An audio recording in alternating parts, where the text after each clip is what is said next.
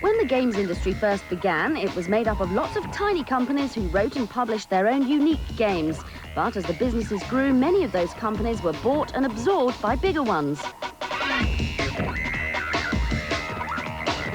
For example, Eidos Interactive, who published the top seller Tomb Raider, is in fact made up of 4 different corporations that have now merged to become the software giant. As the markets got bigger, so have game distributors like Electronic Arts, who've been eagerly buying up smaller developers such as Bullfrog, whose titles are popular with the game-buying public. Electronic Arts is clearly winning in this round of consolidation. And there's 2 parts of Electronic Arts. There is the distribution part and there is the development publishing part. The world does not need more than about 7 distribution companies.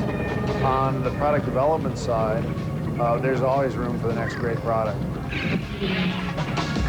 Naturally, when companies merge, the result is an industry dominated by just a few big players. So the shops who sell games will invariably have to stock the lower quality filler products as well as the AAA titles they need in order to maintain a good relationship with those few powerful distributors.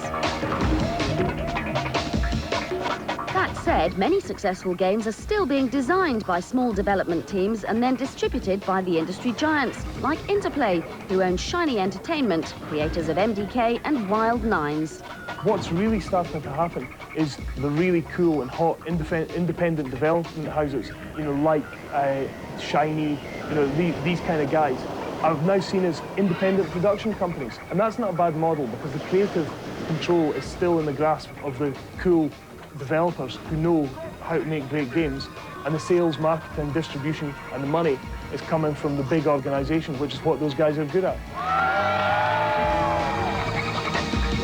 Virgin Interactive publishes key titles such as Red Alert and Blade Runner. If, as it's rumoured, they change ownership, it'll mean that the consolidation of the games industry could continue even further.